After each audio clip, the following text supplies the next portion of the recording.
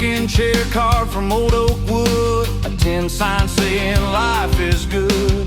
Mason jars and candles warm in your palm. Everything whispers Susie's on. Welcome to Susie on the Farm, where handmade dreams come true.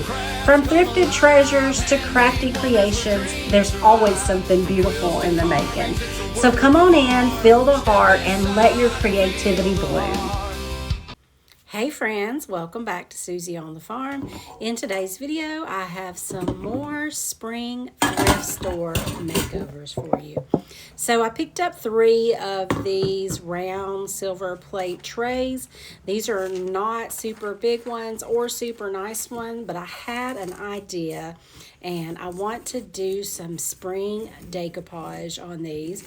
So I've went through my decoupage paper stash. I didn't pull anything new out, and this one is called Spring Floral, I believe, and it's got lots of spring wreaths. And then this cute little chick is from the Spring Blocks, and I will link those below for you.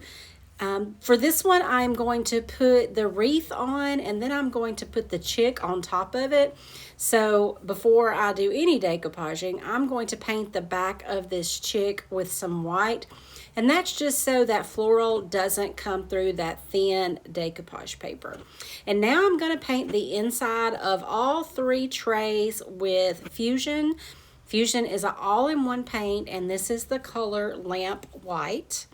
Then I'm going to take a couple more, and these also come from that Spring Blocks paper from, I think it was from 2023. I have not used this piece of paper yet. I've used pieces of it, and I am using a wet paintbrush to go around the image just to organically tear it rather than have just a straight cut line all the way around. Look at these little birds in that nest.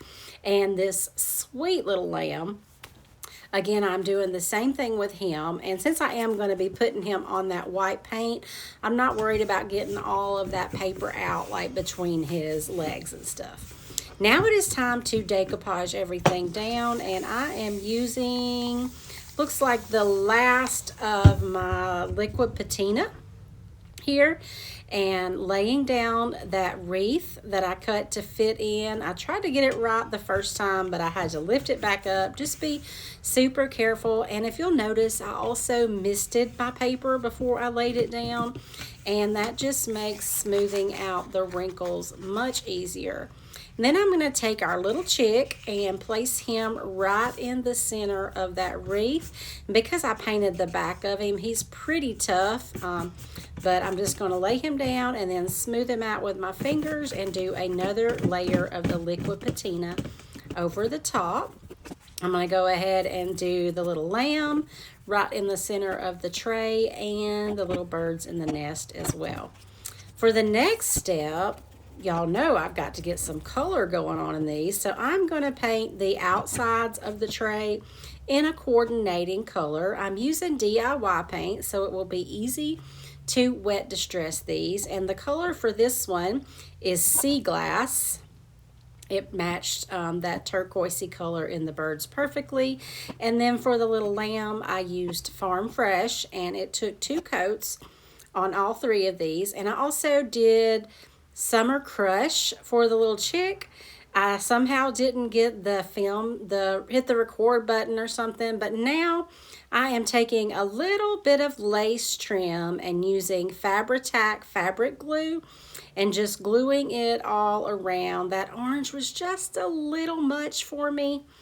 This Fabri-Tac glue is super strong, holds fabric perfectly. So now I'm taking some extra transfers that I have. These, I believe, come from Fairy Tale Florals. And I saw that little crown and knew we had to make our little lamb a prince. So I'm just putting some flowers down at his feet, and I'm adding, I did have to cut off part of his ear. So I put that crown on his head to kind of disguise that and make him royal.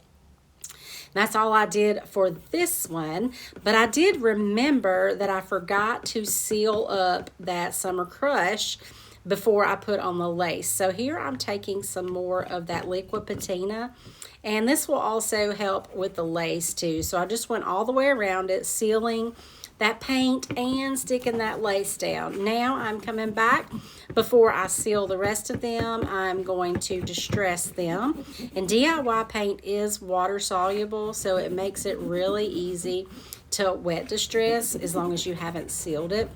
So I'm just taking a baby wipe here, going all around the edge, and then doing some random distressing here and there, and then I will finally come back and seal everything up with some, either using the last of that liquid patina or Big Top. I think I'm using the liquid patina here.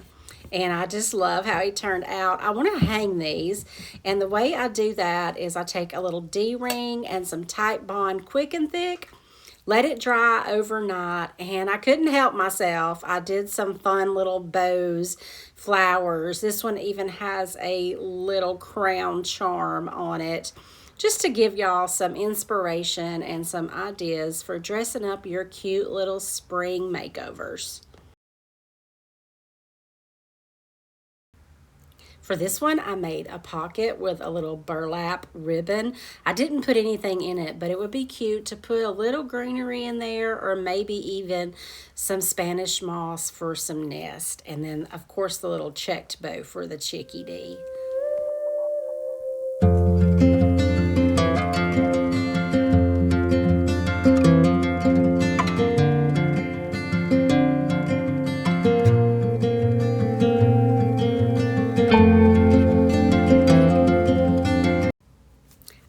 Up this Hobby Lobby cutting board at the thrift store. I think I paid $2.99 for it. It's super cute, but that farmhouse white with the words and stuff just really doesn't sell anymore. So I'm removing all of the floral that they had stapled on there, and then I sanded over the words just to make sure they weren't raised any. I want this to look like actual wood, so I'm taking DIY liquid patina. I don't use this very much on camera, but I use it a lot on furniture. And it is basically a liquid patina, a sealer that looks like wood. I did 2 coats on that one, and I do recommend, you can put it on however you want, but before it dries, run your brush in the same direction, and that will make it look more like actual wood. Now I'm taking a transfer, one of the last ones I have from the Saint Ouen transfer book, and it's got some typography and some gorgeous florals, and that's it. I sealed over the transfer. This one is complete.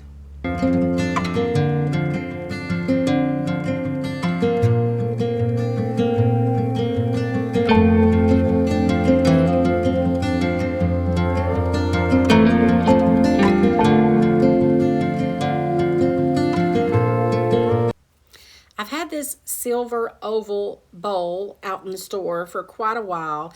It's never sold, and I've been having great luck with painting the silver, distressing it back.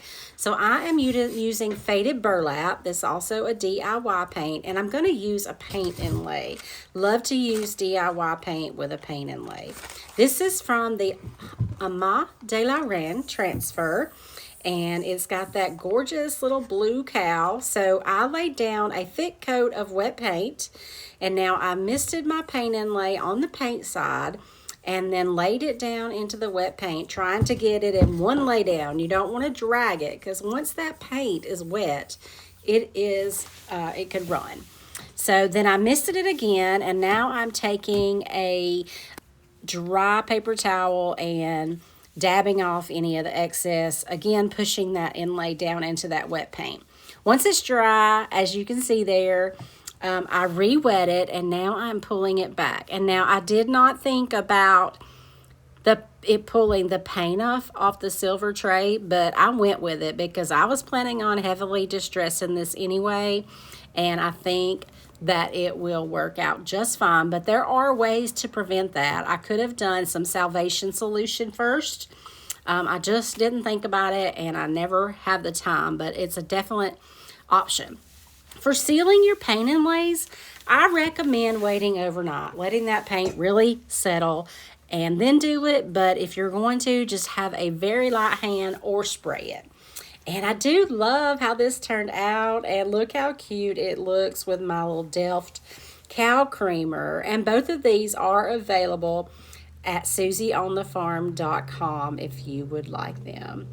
And now we're all ready to thrift store makeover number 4. So I used to have access to a lot of pallet wood. And back when I did, I made a ton of these farmhouse signs, and I would cut things out with my Cricut and make signs. Well, I still have a couple of them left, and I need to just do something with them. And this handsome fella is in that same spring blocks paper from a couple of years ago, and I am going to fussy cut him out. Now, fussy cutting is where you cut directly around your image, and I painted him white first because the back of him white, because I am going to put him directly onto that dark wood. So with him, I want to get all of this white off that I possibly can. So I'm just very carefully fussy cutting him out. And now I am actually taking my ink dauber and I'm going all the way around his edges to disguise any white, and using the liquid patina to lay him down right in the middle of this pallet wood sign that I made years ago. And I'm using my brush to spread out any wrinkles, although since I painted him white, you don't really get any wrinkles once you do the paint on the back. It just stiffens it up enough so you just don't get any wrinkles. And I went ahead and sealed the entire sign with the liquid patina, because next I am bringing in some transfers, and I'm still trying to use up a bunch of my old transfers. And this is from the Lover of Flowers. It had this little laurel wreath. I had to cut it apart to be able to spread it wide enough, and for whatever reason, I don't know how I had stored the paint inlay, I had a piece there that just didn't come off. So I was able to lift it and lay it down, but these are super fragile, so you don't want to do that unless you have to.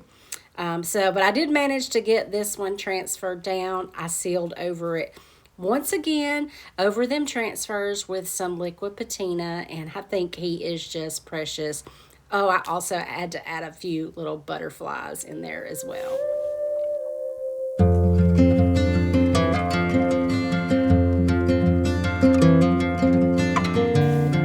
For our last project today, I want to try to do the Connie technique for getting all that beautiful crazing with milk paint. However, I don't have the Sweet Pickins products. I do, however, have Fusion. Connie uses Extra Bond for hers, and I have this Ultra Grip, which is used for the same thing. It's used to add into your milk paint to prevent it from chipping off too much.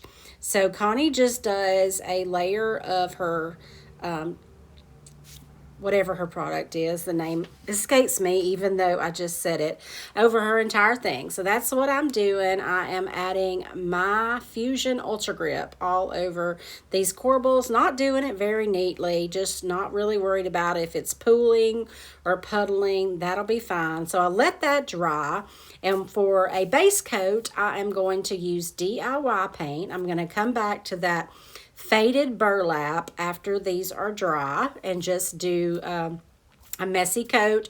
You really don't even have to do it all over. I did go ahead and do it all over, but you can just do it here and there.